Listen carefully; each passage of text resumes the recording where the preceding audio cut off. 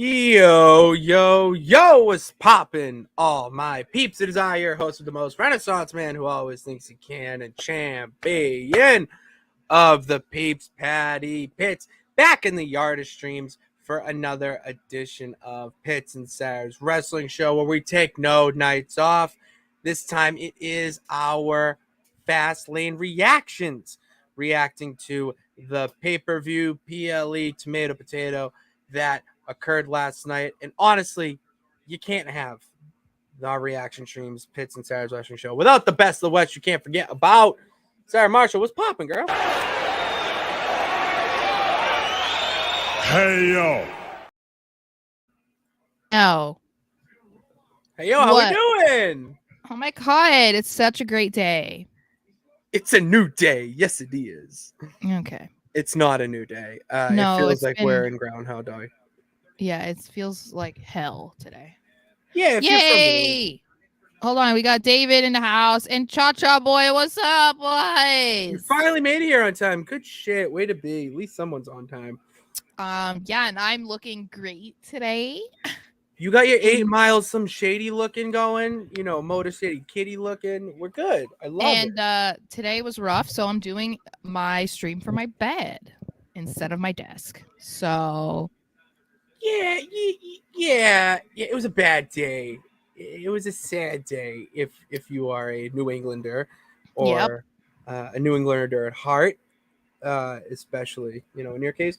I have to go on stream later to kind of talk about it, allude to it, and I thought I don't want to do it. But you know what I do want to do is talk wrestling. Yes, okay? that is something. Okay, I don't mean to interrupt you, but go for it. I really feel like this. It's not like I'm only a fan of a team when they're doing well, obviously, but it does make it feel so much more like when they're playing this poorly or like it doesn't look good. I'm just like, this is why I want to work in wrestling and not in the NFL. But then I'm like, oh my God, but I love football. You know what I mean? Yeah. Like it's such a tricky thing because I'm also not happy about everything that happened on Fastlane. And I was pissed off. I'm actually recovering nicely from jumping out my window. So yeah. You don't look like any scratches. Yeah, no, it was all lower body. So good. Okay. Well, at least lower body you can recover. Yeah. A lot easier. So yeah.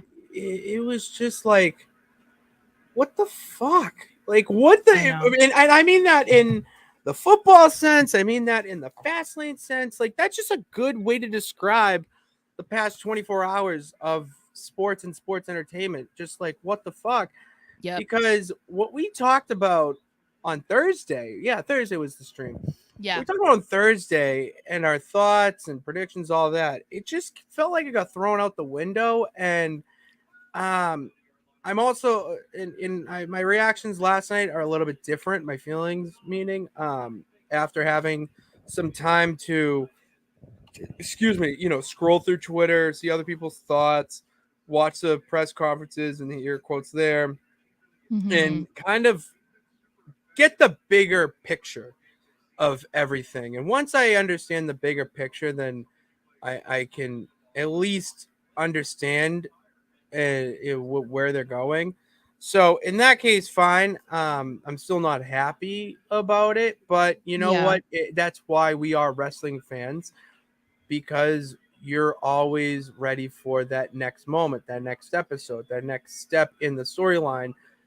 And that's what I feel like a lot of these matches were, that they were not meant to have fans be excited and have a huge payoff. It just felt like pushing along the story that's going to have a bigger payoff at Survivor Series. I'm gonna hold off because I just have so many thoughts. But Cha-Cha Boy says the only upset for him was the LWO match, which, hey, kudos to you, because I wish that was my issue. That wasn't my really. I only had one issue with that match, and we'll get into it, but I wish that was the main reason. I was pissed off from the beginning. I was pissed off from the first match. So should we just talk about it? Yeah, go right into it. I mean, you were pretty pissed, and I felt And I felt And bad you because fell asleep. listen, you get up at 4 a.m. and sell fish every No, day. but All it was right? like it was such bad timing. I was like, Terrible you fell timing. asleep in the first match, and I can't even. I Well, was I don't like, remember. I I don't was. remember falling asleep. That's the problem. Is that I'm Oh watching wait, it and all of a sudden I wake up and it's 10:30 or it's the main event and I'm like, what the hell just happened? I need to I change. was I was so confused. Yeah, Um, it was. go back Yeah. and watch So it. they opened the show. Okay, Chacha says no. It was another upset for him as well. um, yeah, so it was Judgment Day versus Cody and Jay for the tag titles, which, I was like not thrilled about that match opening just because it was like the only tag match that was actually for titles, but it is what it is, whatever. Most people were like, okay, this must mean something about Damian. Like Damian's going to be doing something, and that's why they had it early. And we'll get into that, but that didn't happen either. So Cody and Jay winning. I'm like, okay. So before we even get into that, I'm confused about what the point is of JD McDonough. Like, why do you keep having him getting involved and just like fucking up? Like, I just don't really understand the whole point of like teasing him coming um into the group, and then he just keeps like messing up and adding to why they're losing. Like, what is It is I don't get it. Do you have insight on that? the only thing I can think of with that is they have not fully initiated him into the group yet. So it's still that outsider trying to be a part of it. And Damien's still pissed. Rhea's finally getting on board with him. I mean, you saw on SmackDown Until when he. now. Well, I don't even think that. I think that Yeah. even Rhea's like, all right, no, like he moved. Like you did the right thing in going for the attack with the briefcase, and he just moved. It Mhm. wasn't. It was what Rhea probably wanted. Rhea probably would have done the same thing. Dom would have probably done the same thing. The dude just moved. So it's not like he physically screwed up. He just wrong place, wrong time. So for me, when I see him still doing this and all that, they're waiting for a moment that he really shines with it, where it's like, okay, you finally get Damian over, and last night just wasn't it, especially with Damian and the talks of him potentially cashing in and all that.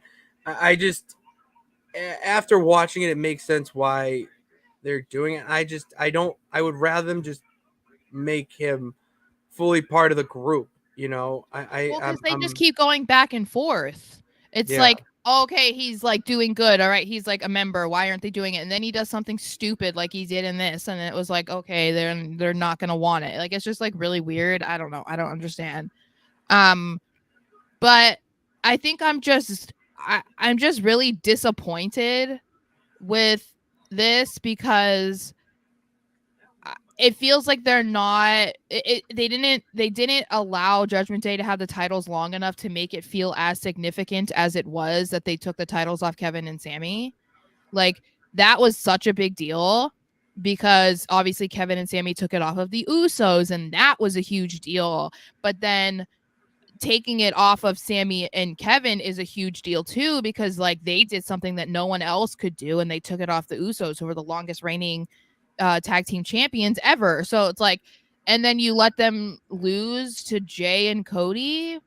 I guess at this point like I'm confused about why they're going like all in with Jay and Cody. Like I'm not saying that there is no point. Like I was saying that last night because at this point there is no reason for the Judgment Day to have lost. We don't have any clear direction or reason for why it happened. I think that they're gonna try and make it seem to make sense at some point. And even Cody tweeted and was like, what did he say? Like so random or like so I forget what he tweeted, but he was like saying it wasn't random or something. I don't know. It But may not have been as random as we thought. Okay. But the thing is like, when I was tweeting about it and everyone was so happy about it because of course they're I mean, I don't They're dislike marks. There are a bunch of fucking marks. They're a bunch of fucking marks. Yeah, they like the good guys, like a bunch of idiots. No, I mean, obviously I like Cody and I don't have anything against Jay. Jay kind of won me over for being drunk in the press Oh my god. conference. I see that, and here's the thing. Oh, No, oh. do you feel him, sir? Yeah, do you feel That was my favorite line of the entire thing was Jay just go, because everyone's like, you feel me? Hey, you feel me, man? And Yeah. just no reaction. And Cody just that awkward silence moment of Just like, do you feel him, sir? yeah. It was absolutely incredible. Okay, hear me out. I think that press conference made me more okay with Jay and Cody winning the tag titles than if we didn't have it, because you saw in that press conference potential for there to be a lot of on-screen chemistry, something, down the line of, oh, they could be like buddy, and then it could lead to even more, like, maybe it all just worked out in that way. You know what I'm trying to get to, like that. No, I get it. Like, I felt that way. I fail you, sir.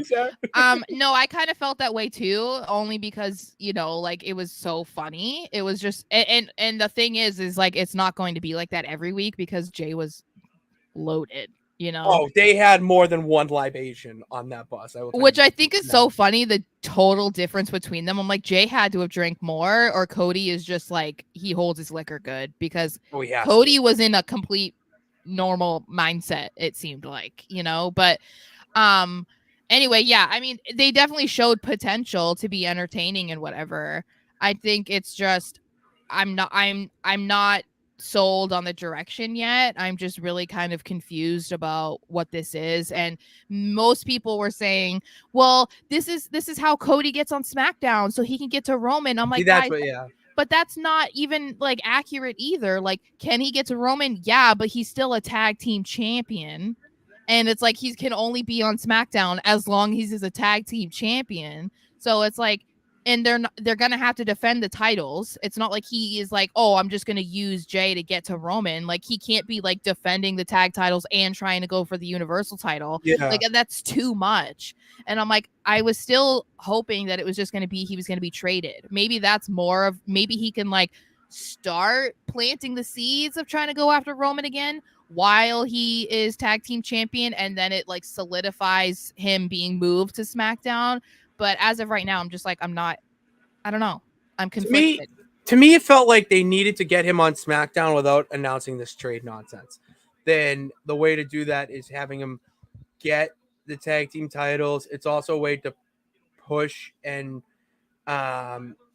promote, in a way, Survivor Series and War Games, because I did this last. Where's my wallet? Okay, this actually makes sense for this talk. So I was at work yesterday, and we had some downtime after all the orders went out, whatever. And I had this just brain blast after watching a clip from SmackDown. And I wrote down, I think I sent it to you. I think I sent you this picture. I wrote down in my handy dandy fish notebook the Survivor Series War Games and what they're trying to plant. So Puka Nakua. I'm sorry.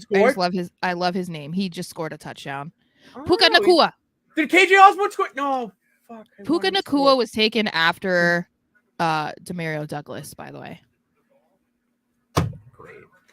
Isn't that insane? Yeah. But anyway. Speaking of insane. Yeah.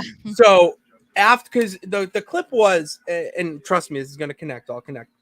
Okay. The clip when they're all standing off in the ring, outside the ring, whatever, and you have Finn Balor, Damian Priest, JD McDonough, Dom, Jimmy, and Solo all in the apron, and then you have LA Knight, Cody, Jay, and Cena in the ring. Mm-hmm.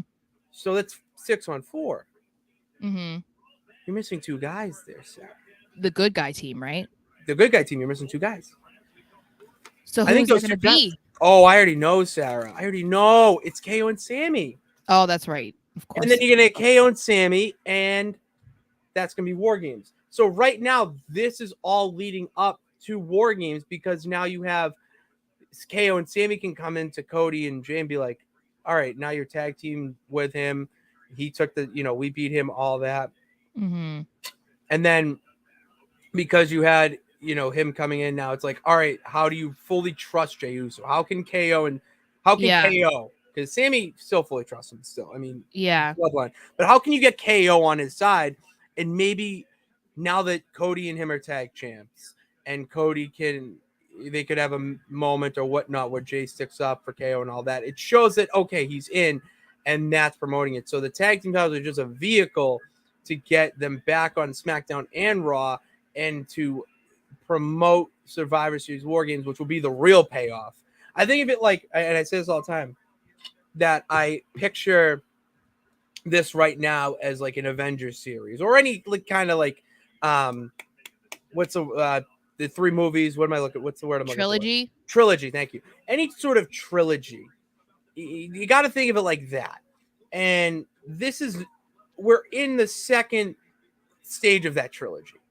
We're still in that second movie of the trilogy with him winning the tag titles and whatnot.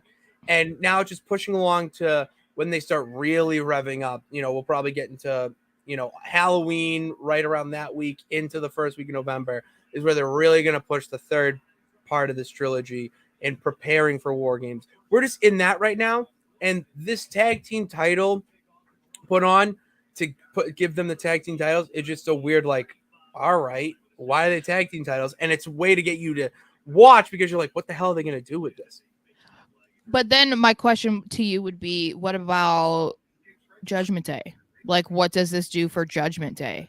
Because I think that like so much of our focus obviously has been about Cody and Jay, but like, what does this mean for Judgment Day? Because there were people who are like, okay, maybe Damien's cashing in and that's why they lost and whatever, but I hated that idea because I'm like, I don't, I mean, I know I'm biased, and I'll preface that because I feel like I have to say that every week, but I just think that it would be so foolish to do anything about them breaking up right now. And I don't know if that's what they're trying to do, but what I got irritated about was when they shot backstage, and they were like talking about losing or whatever, and Damien is saying that he wanted to cash in. He wasn't going to leave the show without a title. And then it's like, it's done. Like, it is what it is, blah, blah, blah. I'm like, why the fuck are they acting like they're fine with losing the tag titles? Like, I'm just so confused about them like, oh, you have to go about it. Like, yeah, it's fine. Whatever. You lost the titles. It's cool. And I'm like, but just on Raw, it was like a big deal about Dom Dom losing his title. Why are we acting like it's not a big deal that they just lost the tag titles? I'm like, I didn't like that. I did not like that. Because they don't need the tag titles. It sounds really, harsh, but they don't need the tag titles to continue what they're doing. But can't they at least be like mad? At least that like within the hour of losing them instead of acting like, oh, whatever, who cares? Like was just that was what I got frustrated about because it was like, it would have made more sense had Damien done something later in the night. You know what I mean? Like that would have been like, okay, or even if, because they took the briefcase away, there were people who are like, what if Rhea cashes in? What if Finn cashes in? Mm-hmm. But none of that happened. So then I'm like, okay, so Judgment Day is just going to be cool with like, oh yeah, it's fine, whatever. Like we don't need the titles. Like it just felt weird to me. I don't know. They don't and this is why I'm very interested, or this is why I like at the end of the day having these events on Saturdays instead of Sundays, where it gives you that extra day to think, oh well, Raw's going to be a hit. You don't think of it does. It's now you're thinking about, okay, well, how's Raw going to be?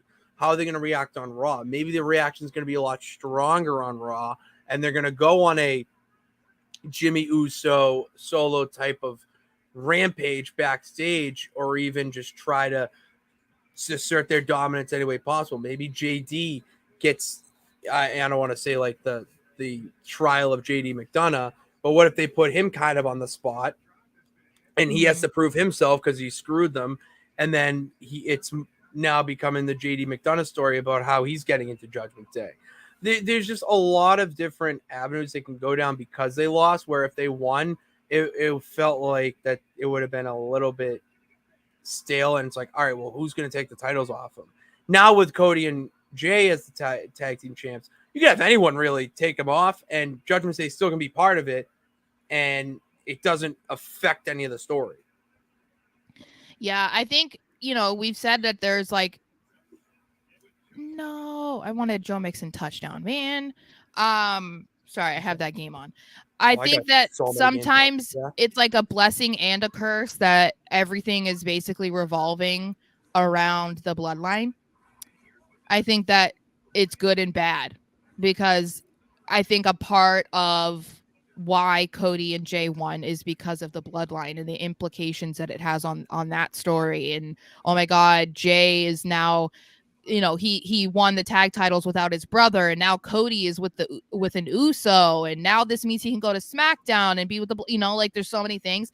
But I feel like when you're not involved in that storyline actively, it can kind of like mess it up. You know what I mean? So it's like, I think that that's part of why I have a little bit of an issue, because yeah, I want to see the Judgment Day thrive. That's, at the end of the day, that's what I want. So do we have any comments? Cha-Cha Boy says, I think they want another Priest and Balor hiccup to stretch the story because of potential War Games match. And that's and that's what I really want to emphasize and hit home, is that Fastlane, everyone's saying it's a weird pay-per-view because it was a very weird pay-per-view. It was. But not in an awful way, but in just a way that it felt like for a while, you can kind of predict these pay-per-views and how they're going and what's going to happen, where this was like, all right, let's really shake things up and get, show that the fans don't know everything. Mm-hmm. And this was a pay-per-view where the fans knew nothing. Yeah. And if we know nothing. Yeah, we did terrible on our picks. We did awful. I'm not even going to show you them. We did awful. And this sounds weird, but I don't want to be right about everything. When I watch wrestling, I don't want to be able to look at a match, go, boom, that's going to happen, game over. Right. And I didn't do that at all. Yeah. Maybe in the LA Knight John Cena match, like maybe that was it. But, I mean, that's different. That's that outlier. Where this match, you don't want to predict it, because if you do, then you're not going to be as interested anymore. Yeah. No, I mean, I get that for sure. And I think that's a huge aspect of the Triple H era, where he is far more unpredictable. And I'm fine with that. I'm not saying that I need to be able to predict what's going to happen. I just hate not understanding the point of what is happening. I feel like that's the problem. It's like, I don't mind being able to try and figure it out and like come up with ways of like, oh, how could this go? And what could this mean? But I think that it makes some of it a little bit less fun when it just doesn't feel like there's any point, and that they're gonna have to try and make a reason why it happened. I think that's what's frustrating, because it's like things don't have to make sense right away, but it should be like on a path already about why it makes sense, instead of like, okay, on Raw now it's like they're gonna have to try and figure out a reason why this does make sense. You know what I mean? Mm-hmm. Yeah, I agree with that. Who's number 29? Cam Taylor Britt. All right. Anyway, is there any more comments? I'm not, Nathaniel. We're not talking about the Patriots here. Not right now. Yeah. Not right now, dude. Not the time. Not the time. We talked about it before we got on, but yeah, we got our thoughts out so we could focus fully on wrestling. And yeah, Pog, you're right. Fastlane was weird but good. It was a weird pay-per-view. The crowd sucked. That I will give. I said it in the second match, and I got roasted on Twitter. People being like, they were great in the first match, and I was like, not really. They fucking sucked all night long. Like it to me, the way that a crowd reacts drastically impacts how the match feels, no matter how good the match actually is. If the crowd isn't in it, if you're watching from home, even when you're in person, it does make it feel different. And I feel like, from what I can remember, indie crowds are bad. Like Indianapolis crowds, from what I can remember, they've been bad. Hit or miss. Just they're very hit or miss. Yeah, and they were bad last night. And I think that kind of made the pay-per-view feel even more weird, I think, because the matches weren't bad, but it's like the crowd reactions kind of made it feel that way, Yeah, they weren't like the crowd makes a show. Yeah. 100% makes a show. Yeah. And that's another element of this show that made it weird is that you have these good matches. They're they're there for a reason. There was very strategic in why they only had 5 matches. So in that case, you should have the crowd be very amped for those 5 matches, and they're not. And it just felt like the crowd was very lackluster, and Yeah. they were just there because you had to have a crowd. Yeah. That's For just that's sure. what it felt like. All right, let me see any more. Yeah, Cha Cha Boy, we will not be talking football. Don't you worry. Um, oh, this is a good one. I thought it was a glorified house show with sprinkler storylines. Maybe because In the a way, crowd. I think. Yeah, I mean, I understand to a point. And I think, like I said, I think the crowd had a lot to do with that because I don't think that the matches were superb, but I don't think that they were like out there just like having fun the way that they do at a house show. You know what I mean? House show So, crowds are a lot better. Like seriously, they are. well, I've that's been a because part of them. They're there's awesome. there's no storyline and they can do like whatever they want. I think the crowd made this feel less than it actually was, Mm-hmm. Besides the fact that it's Fastlane, it's not one of the big four. A lot of the storylines in this pay-per-view didn't really mean a whole lot afterwards. It's like I think it just didn't feel as momentous as other shows. Yeah, But that's a good way. It's not momentous. yeah. Way. All right, next. By the way, Cha Cha Boy, Adam Copeland is Edge. Edge. It is Edge. That name is dead to me. Sorry. Okay. All right. Moving on. Oh, you already did that. All right. We got the LWO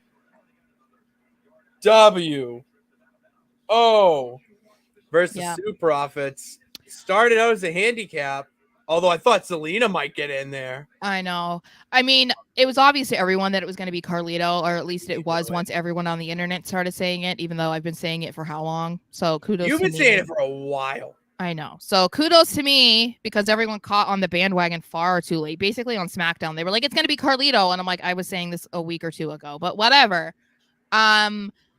So my main takeaways from this is 1, why did it take so long for them to have Carlito come out? What the hell was that? 2, why did they change his song? And 3, I have a 4. 3, the crowd sucked because they didn't care about Carlito at all, which I was like, you guys are so awful. Like I wasn't expecting a Puerto Rico pop, but like what was going on? You guys did not care. And 4, the LWO should not have won. I don't care that Carlito was there, brother. Carlito is on SmackDown now. We're going to see him now. The Suit Profits needed this win. They looked amazing. They had matching gear. Gear was like unreal. The gear was their entrance was serious. This is what I said I wanted. Remember, I said from the Street Profits, I didn't want them to be doing that. With the cup and the drinking.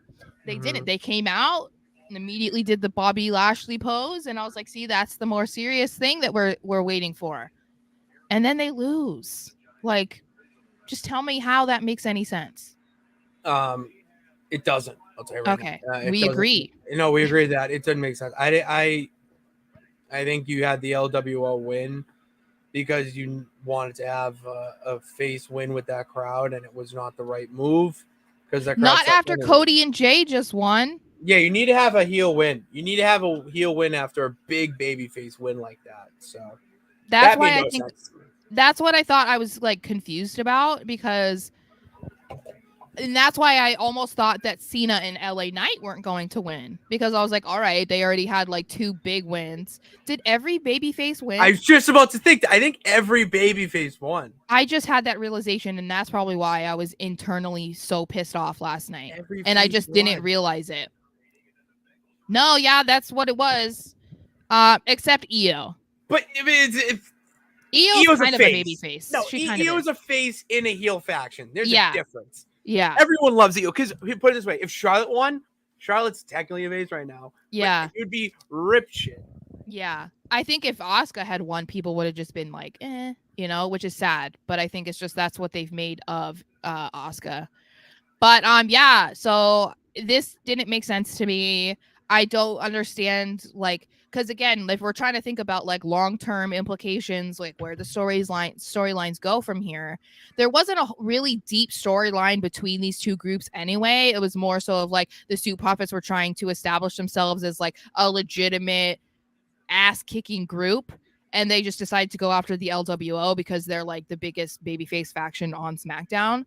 So it wasn't like there were a lot of storylines heading in that like were relying on the outcome of this match, but it felt like it impacts the Soup Profits far more than the LWO, because they were just trying to, like I said, establish themselves as this group, as this force that Bobby Lashley wanted to work with, and then they lose because of Carlito.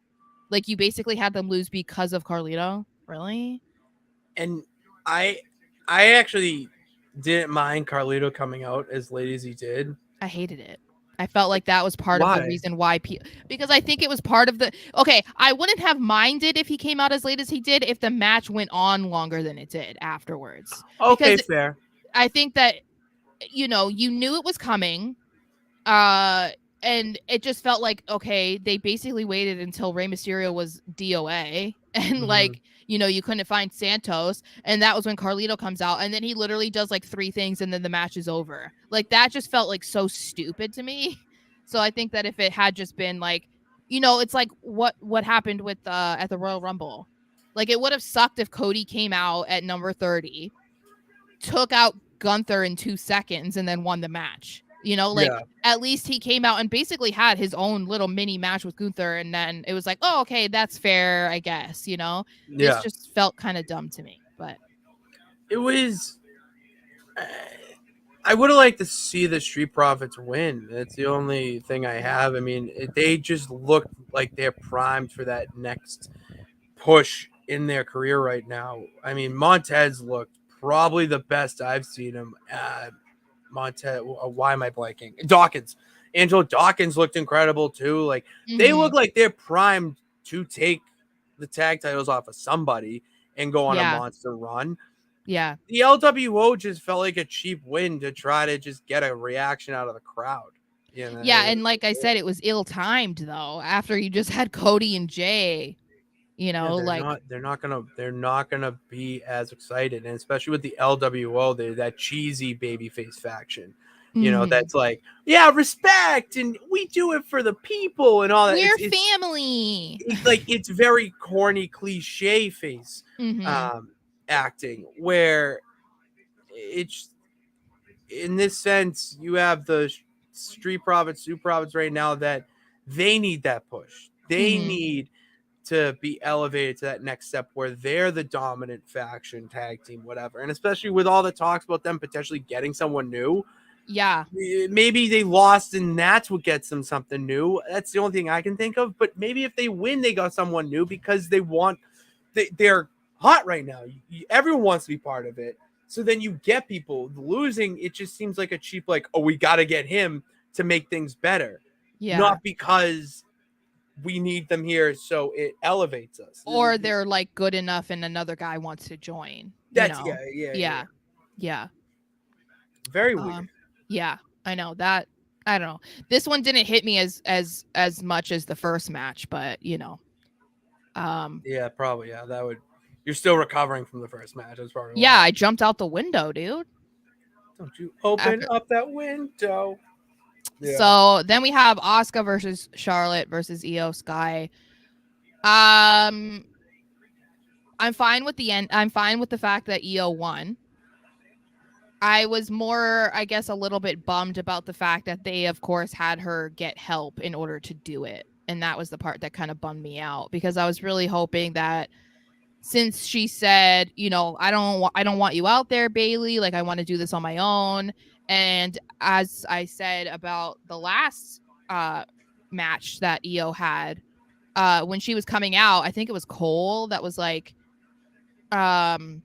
oh, like people have been kind of questioning her reign and whatever because she just keeps getting the help of damage control, blah blah blah. So like this would have been a huge deal for her to have done it on her own against people like Asuka and Charlotte. So I was disappointed because I'm like, oh, well, this could have been so good for her. But I did like that it came at the hand of Charlotte. We were right about that. She pinned Charlotte. So I like that.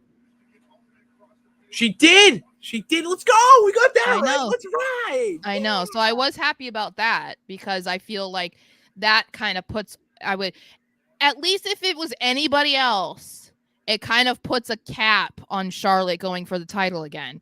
I mean, granted, it's Charlotte. So next week she's going to be like, I'm coming for the title. And it's going to be like, girl, you were just pinned. Like, but it should put a cap on it,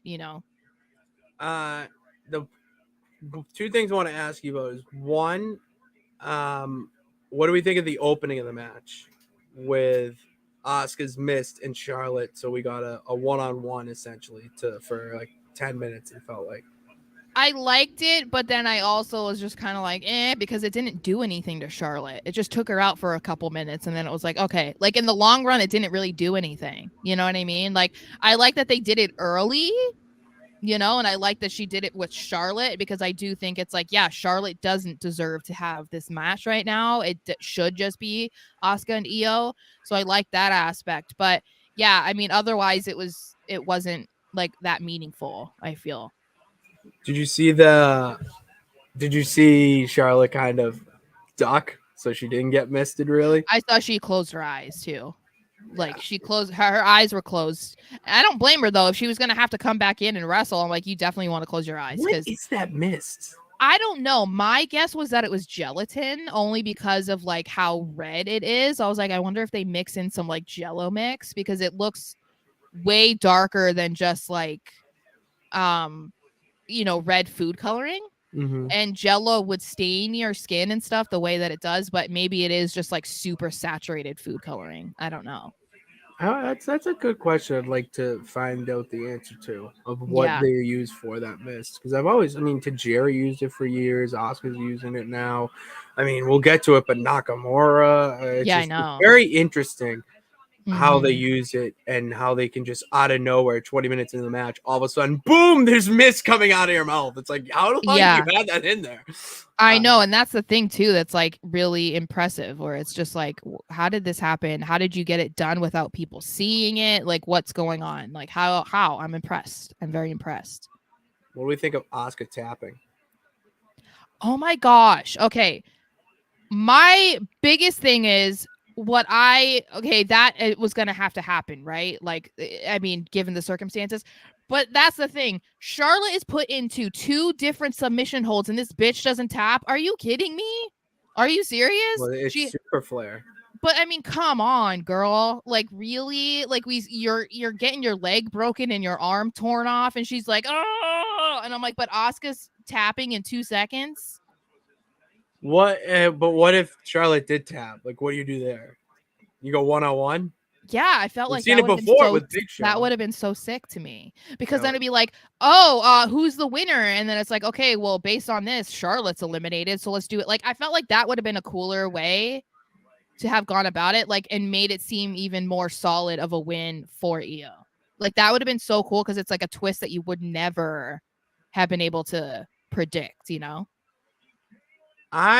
You disagree with you think the opposite of what I think with what was I gonna say? Oh, the interference of Bailey. It's a full circle moment to me, because Bailey got her into this mess and she shouldn't have. Yeah, lost the translation. And Io thinks, okay, you're trying to screw me. You want the title or whatever. And then to have Bailey help her. And honestly, it wasn't a bullshit way. It wasn't as bullshit as a lot of different ways you could have done it. And it still made Io look strong. With the moonsault, she hits Charlotte the moonsault, and then it's over. Where if Bailey tried to throw in a chair, or or if she like hit her with something like the title, that's a little cheap. But the fact that she distracted her, the ref, I mean, and Io just hits her finishing move to close it, that is a good way to end it, and especially have Bailey, Io, and like Damage Control all on the same page again, especially with what happened in the kickoff show. And I will say I did like that ending. I was a fan of that. All right. Well, I guess I can see what you're saying.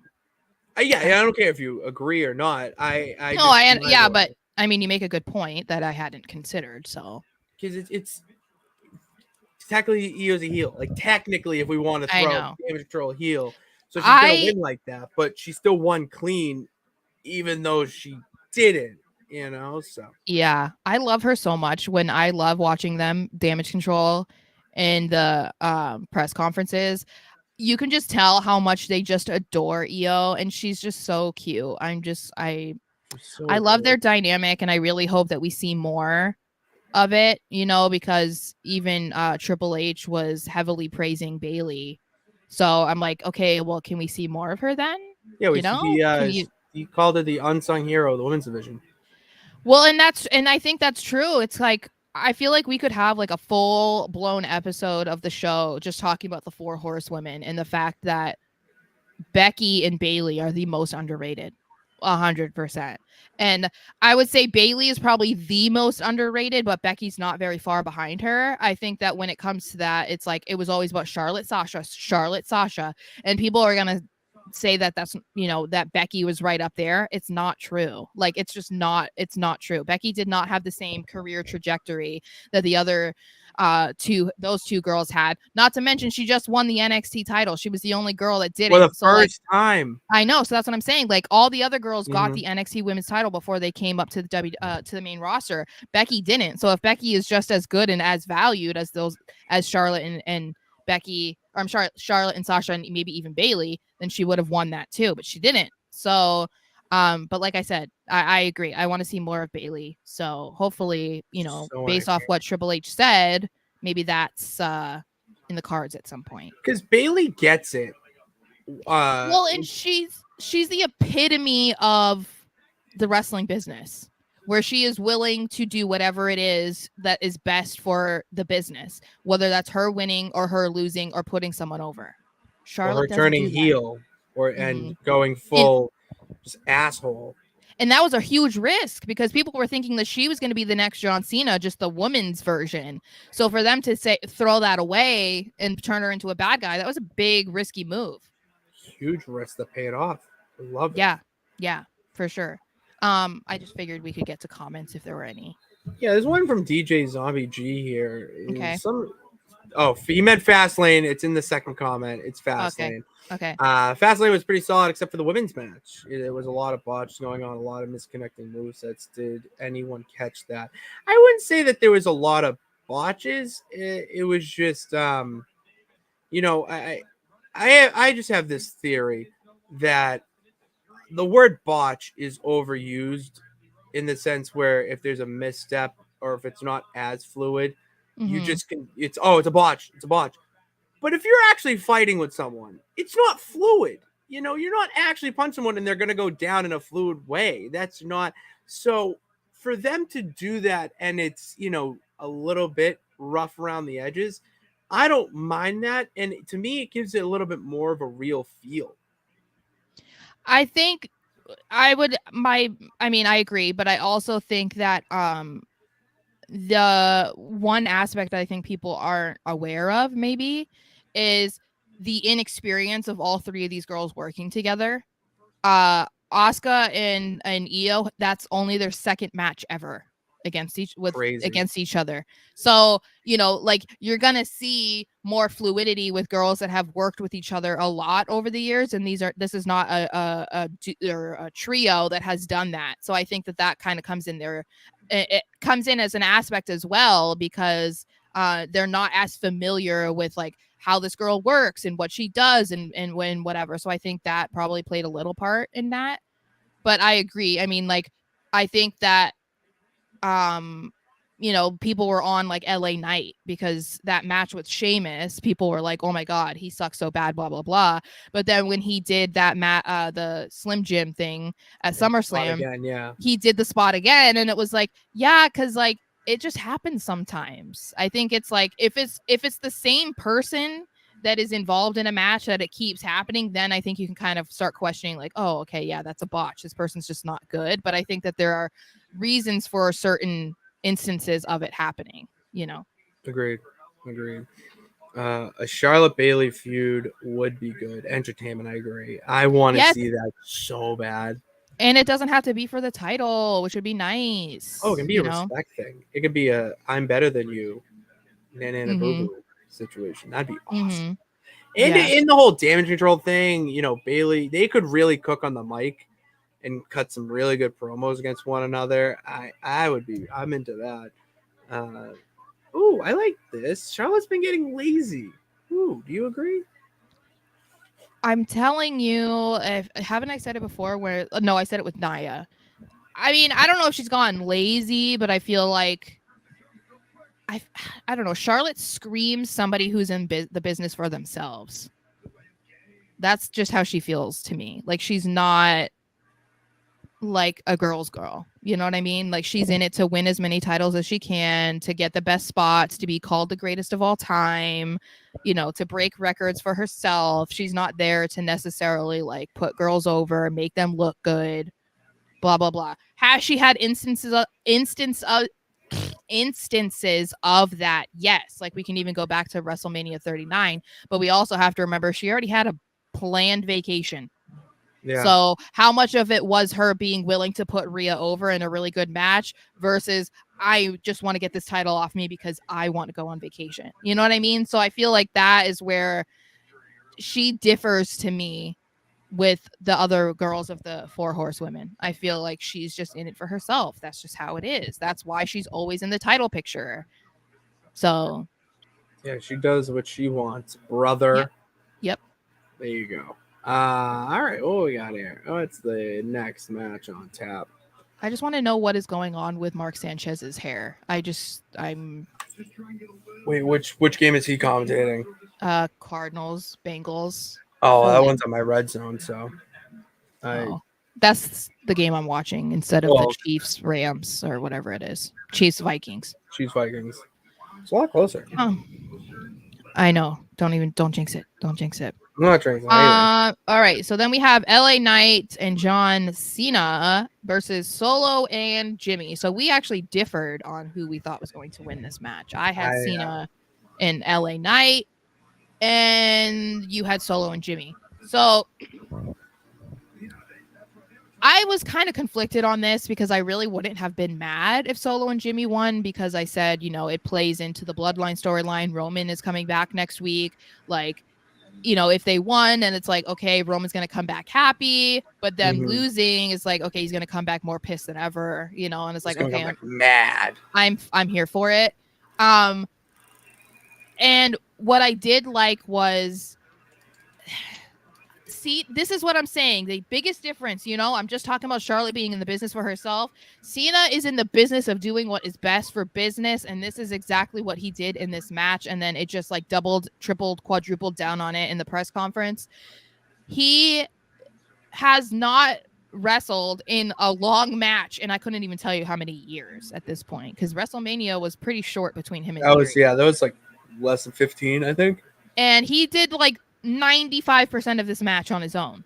And the whole point of it was to do the hot tag and have LA Knight look like the hero. Yeah, exactly. So, and that's what happened. So I liked that aspect. And I felt like that was more of what needed to happen in this match as opposed to Solo and Jimmy winning. I don't know that really did a whole lot for their story. So I like this, and Cena could not be more complimentary of LA Knight. I mean, from before, when he did the bump or when he's talked about him before, and then in the press conference, he even was like super flattered about, holy shit, dude. What? That touchdown to Jamar Chase. What the hell, man? I got 4 screens on right now, and it's not on any of them. So I'll That see. was I'll see when Scott Hansen throws it on that was TVB. incredible. That was incredible. I'm sorry. I just looked up and I saw it. He was wide open. Like, brother, what? Anyway, he said that how he was like so genuinely flattered too about uh what LA Knight did at the end of the match, you know, where Cena's hand was raised, but he wanted to make sure, or he was raising LA Knight's hand and he wanted to make sure that Cena's hand was raised. I thought that was really cool. I really liked that Really dynamic. Cool. Yeah. I like that dynamic too. It was just a good match. Like it was like, oh wow, now I'm seeing it. Oh, that was a good pass. That was Burrow's best pass of the game. The 63 yards. Damn, that was pretty good. Yeah, it just this match to me was a good match in LA Knight sense. It was the match that we needed LA Knight to have to solidify that he is getting that push, that he can hang with the main event card and be part of it. And this is where the crowd was at their best. I mean, this would have been if the crowd wasn't this off of this, we got an issue. We got a real issue. I mean, definitely Cena and LA Knight got the loudest pop. But did you notice that they were even quiet like at the end? Like they weren't as quiet as the rest of the show, but it was still just like, dude, this is John Cena and LA Knight. Like, what are we doing? He did it. Yeah, and then it was like as they're still in the ring celebrating, they just like were like had already mentally moved on. So it was like they got quiet, and I'm like, dude, they're still in the ring. Like, what are we? I'm just, yeah. No, that's okay. No, you bring up a good point with the mentally move on. Do you think they did that for the entire show because they wanted a certain outcome or thing to happen, and that's what they wanted all night? So they're not as into it and not living in that moment of being there. They just are like, all right, when's the cash in? Oh, when is this going to happen? Like, when is it going to happen? Where that's the wrong mindset to have if you're going to go to a wrestling show.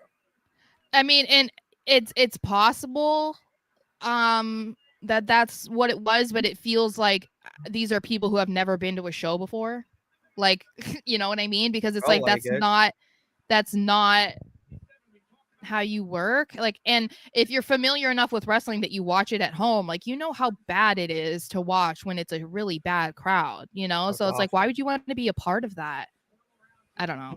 When you're there, you want to be as loud and into it as possible. I mean, well, and you don't have to like the entire time, you know, like you're never sitting or you're never quiet, because I'm not standing up and like going crazy all night. But it's like there are certain moments where it's like, just do it. Like, who cares? Like, I used to be someone who would stand up and like cheer for John Cena when everyone was chanting John Cena sucks, and I didn't give a shit.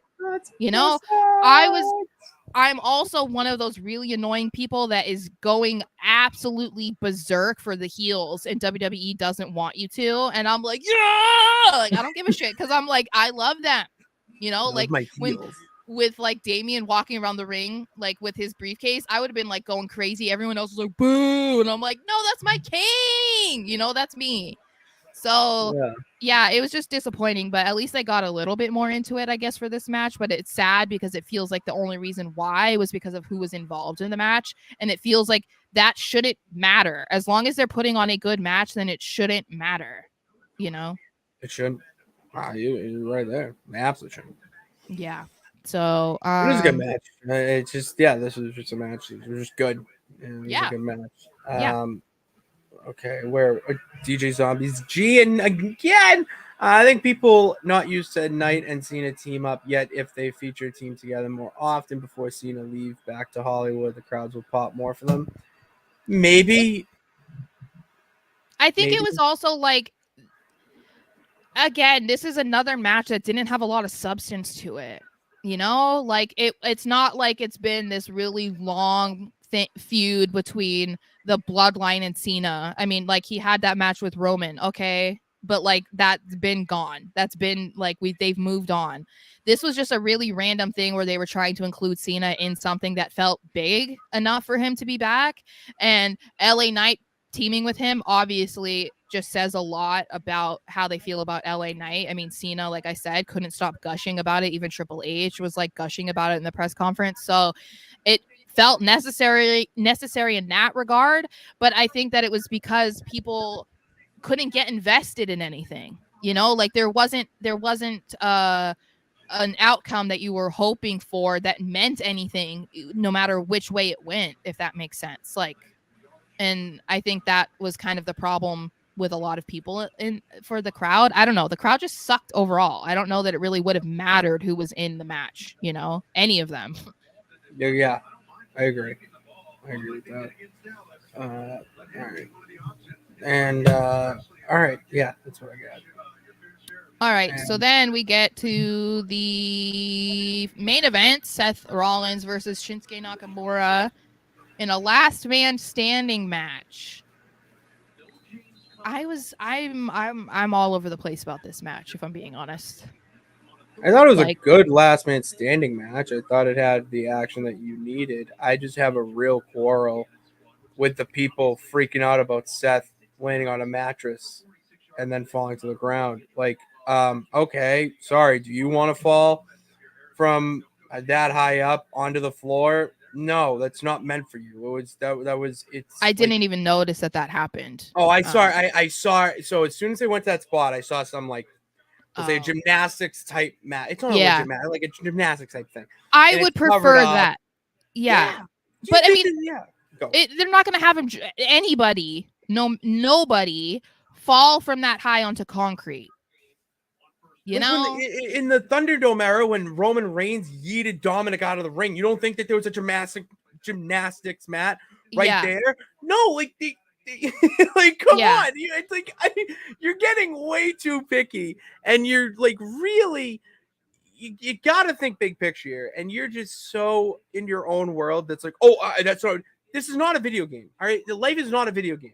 You can't just throw someone on a concrete and be like, oh, get up, he's gonna be fine. No, Yeah. that spot was meant so that he throws him off the high up, and it's building up to that. Oh, he can't get up because he fell. He Yeah. fell down. Like, oh, that really like that was the one thing in this match, or another thing, but one of the things that pissed me off in this match and kind of goes along with this crowd and whatnot in the IWC, that they're so pissed about that, Mhm. where you're really pissed about that. There's a lot of other things that you should be really annoyed with other than that. Yeah. It just because I actually thought the match was really good. I thought this was one of the better matches of the night, Yeah. and it was it delivered with the hype that it had around it, with Nakamura beating him down and the violence of it, the physicality of it. That's what I liked about it. That every weapon in there made sense. Mhm. They like for him to use like nunchucks and he just whacks him with it in Um his leg. Like and then it he's like was twisting them around and I'm like, "Oh my god." yeah, like it's stuff like that where they did everything had a purpose. Yeah. And I love matches that things have a purpose. And in that match, it felt like everything had a purpose. Mhm. So I was bummed about the results because I really wanted Nakamura to win. But then I was seeing people say that Nakamura said he never wanted to win the title, that he never wanted to be the face of the company or the face of a show. And I didn't, no one provided any link to it. So I'm not sure, but it seemed like a lot of people remembered him saying this. I don't know. I thought it was Sami Zayn that said that. I don't remember. that's a credible source too. So that yeah, I want to. If someone's saying Sami Zayn said it, I want proof. I'm with you. Yeah. Yeah, And that's the thing is like I don't remember him specifically saying it. Like I don't know. I'm not saying it's not true, but I remember Sammy saying that he didn't really want to win the title because he didn't want to have to do like everything that comes with having to, be the champion. So that's probably a little bit makes it a little bit easier to deal with the fact that he lost at Elimination Chamber, because it's like, okay, well, if he doesn't really care that much, then that's fine. Like we can get over it too. But I just don't remember Shinsuke saying that. But if that's true, then I guess okay. Like the good thing about this match is that they definitely this whole feud, but especially this match, they put him up there as probably one of the more uh the biggest heels, I would say, at least on Raw, because he was very like forceful and oh my god, dominant and it just was like so good. evil in this match. And it was like the epitome of what we've been saying for so long about what we wanted to see from Nakamura, and they've done a really good job with this heel run with him. And so that's why I felt like rewarding him would be having him win the match. And of course that's not what happened. And then it felt like the show just ended really awkwardly too. Yeah, that was weird. That's I would say my only issue with the match is that the show ended very abruptly. Yeah. And maybe they did it because they wanted to hammer home that no cash in was happening, and they didn't want that lingering effect of Seth going back into the ring to have that moment of going like, yeah, I'm the champ, yeah, and it's like, oh, it's gonna happen, oh, they're gonna do it, like just end it there, boom, it's over, that's a pay-per-view. But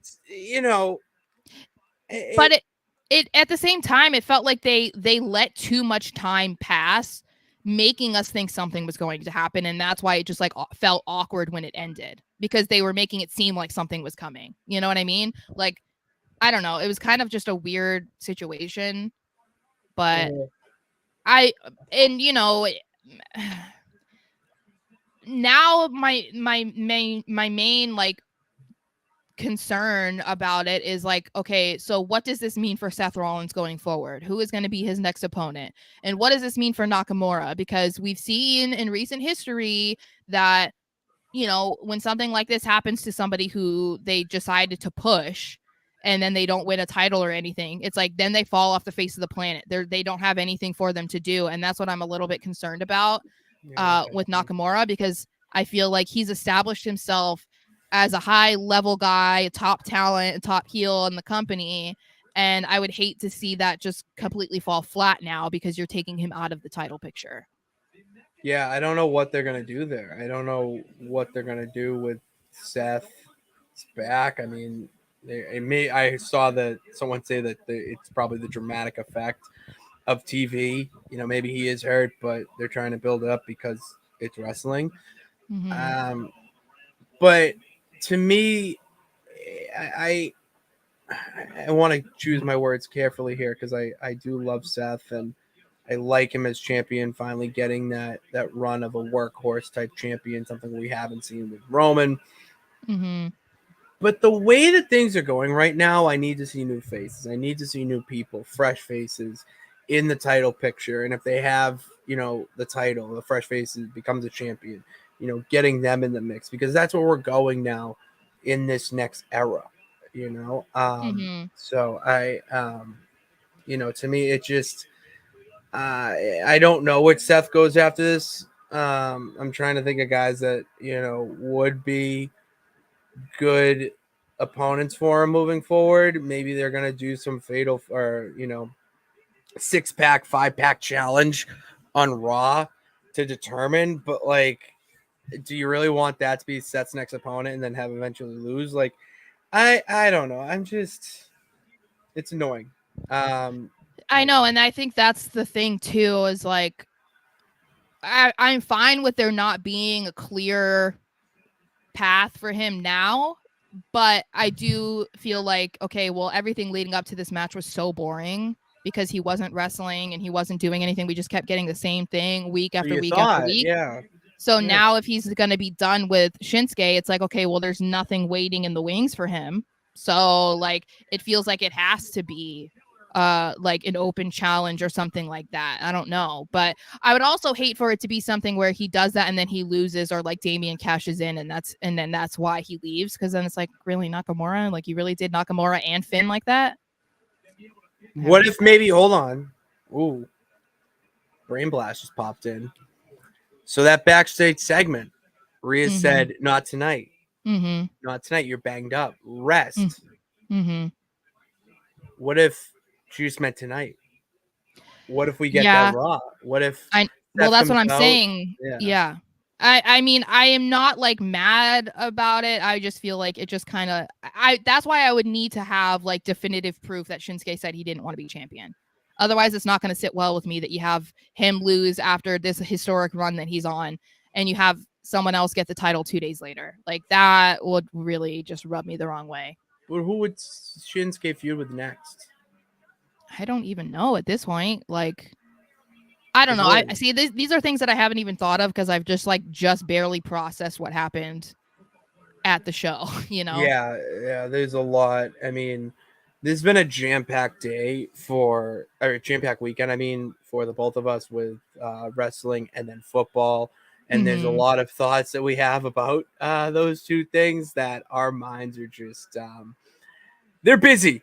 Trying to book what's going to happen next and predict. I saw that. That was how I was going to end the Okay. show. I totally forgot about it Me until we too. got on this.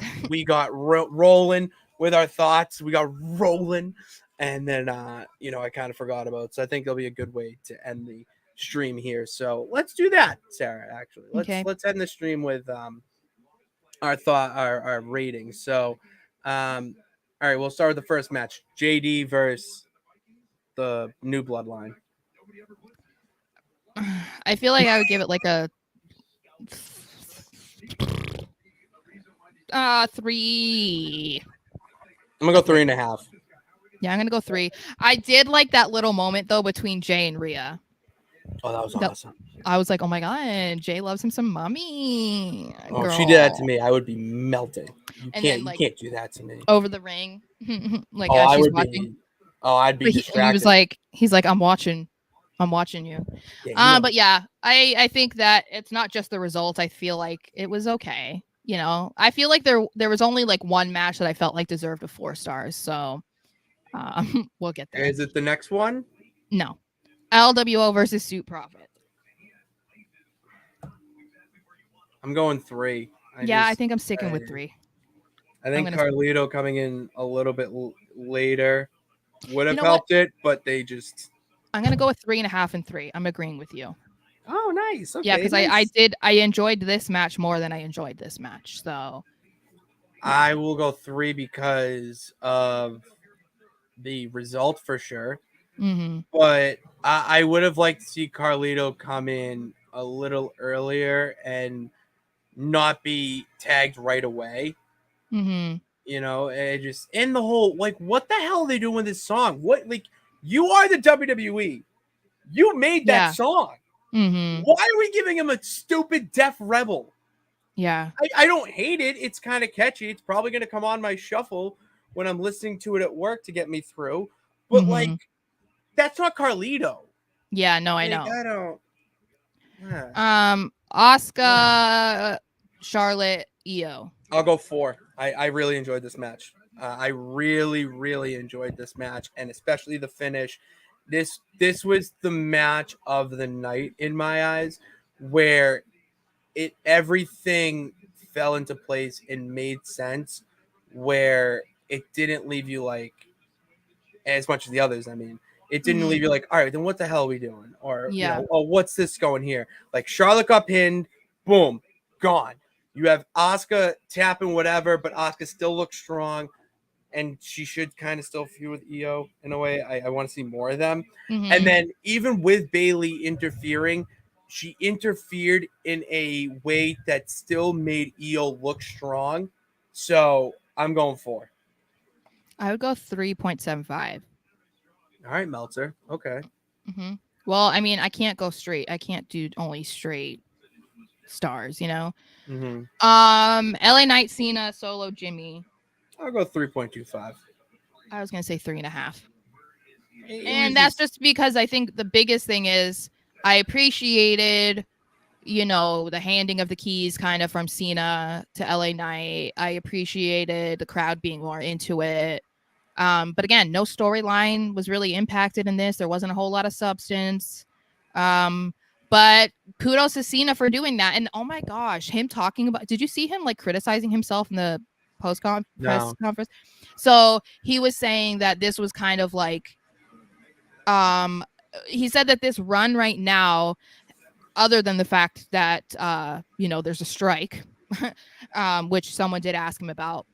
I did see that quote. Yeah. Yeah. So he said that this was kind of a way for him to measure like where he's at in his wrestling abilities. And he said based on what he did at Fastlane that he knows that he needs to like get better, like that he never wants to be disappointing to the fans and that he wants to be able to deliver like what they're used to seeing from him, and he knows that there's things that he needs to work on and do better because tonight wasn't it. And I was like, oh my god, what? I'm like, do you know how many times the Undertaker should not have performed at WrestleMania? There was years where Undertaker was literally a zombie and people still were like, oh my god, he's the greatest of all time. I'm like, Cena, you were doing shit. The DX Brothers in Destruction match? That is the Undertaker Goldberg? Like, what the fuck? I know. So he was doing like the spot that plays back in my mind where I actually was really impressed with Cena, how he pulled out an AA out of nowhere and then it led to a hot, like, he also did something off the top rope. A cross body. Like, what? I'm like, what are you talking about? This is like the best you've looked in a while. But I appreciate his honesty and like his humility, you know, because like he doesn't have to be like that, you know. I mean, they're going around calling you the GOAT. And they're literally calling him the greatest of all time, and he's like, no, I was bad. I am not the GOAT right now. I did not perform like the GOAT. And then we have Seth and Nakamura. This is one I would say 4 stars. 4.25. Maybe. I'll go 4. I would have given it that 2.5 or half. And Kingdom of Razor actually brings up the point of why I'm going to only give it the 4 is because the Falcon Arrow through the table was the end. And that's the thing, is that like was bizarre. And Seth and Nakamura was like still moving. Like you could tell, like, no, he could get up right now, but he knows that he's supposed to stay down. It almost is like, I wonder if it wasn't supposed to end that way, but Seth couldn't go any longer. You know, maybe Seth was like, I can't. This has got to be the end. You know what I mean? Because that's the thing that's tricky with Last Man Standing, is that you want to believe that other person can't get up, and I didn't believe that with Nakamura. You know, I thought this match was still gonna go. That was the thing. Yeah. Like that's why I didn't like the ending, is because I thought the Falcon Arrow was a jumping point for Seth to get that energy back, and get that hero-like momentum, where it could end outside the ring. That's not what I'm alluding to. I just wanted to see, like, for instance, like the Cena Batista where he throws him off the car, right? Like something that's definitive, or even like what we saw with Roman and Brock. Like, I mean, they literally put the announcer's desk on top of him and like everything on top of him to make sure he couldn't get up. But he had already been beaten to shit before that. Exactly. So, but this didn't feel like that for me. So I guess I would say 4. I would say 4 stars too then. I'll go 4. Yeah, that's good. We can try to incorporate this more going forward. Maybe we'll get like a better feel about like how we would grade, you know? Yeah. I mean, we need to, we got our own little wrestling promotion. We need to start getting better at grading these matches. So yeah. And which actually, if you have an idea, so our first pay-per-view for the NWF is coming soon. We just need a name. If you got any names, we would like to keep it in that, you know, early 2000s era type names. Sarah and I talked about a couple, and we actually, I like this. I like this decision how we went Royal Rumble, No Way Out, WrestleMania. Like those 3 are going to stick. I think we should do that, and I think it would be kind of funny too if we even pick some of the more like obscure and ridiculous pay-per-view names. Like throw a couple of those in there. Oh, Great Balls of Fire is definitely going to be one. Yeah, sure. Like stuff like that, like Capital Punishment. Capital Punishment needs to. That was a good name. Name. I guess Great Balls of Fire was bad, but like any of those other ones that we can come up with that are like, or remember, that are really bad, I feel like those are fitting because it's supposed to be nonsense, right? It is. It absolutely is. And we'll have our own original ones too. I mean, you'll come up with one that you probably have off the top of your head. I know I got some, so we'll include those. But I wanted to let it known, breaking news, that the road to WrestleMania and the NWF, it goes through. It starts at Royal Rumble. There's No Way Out, and then you have the Granddaddy involved. All right, no bullshit Elimination Chamber, no pay-per-views with the match name. I hate that. I know you do too. We ain't doing it. That's why we bought. That's why we took over. So, here we go. Bragging rights. Maybe instead of Survivor Series, we do bragging rights. I know. I'm looking at the worst ones right now, and Great Balls of Fire, of course, is the first one. But the other ones I feel like aren't that bad. Like the Bash, like that's bad, but it's not. I don't feel like it's that bad. Fatal 4-Way, no, it's just another name of a match. Yeah. Roadblock. That one's pretty bad.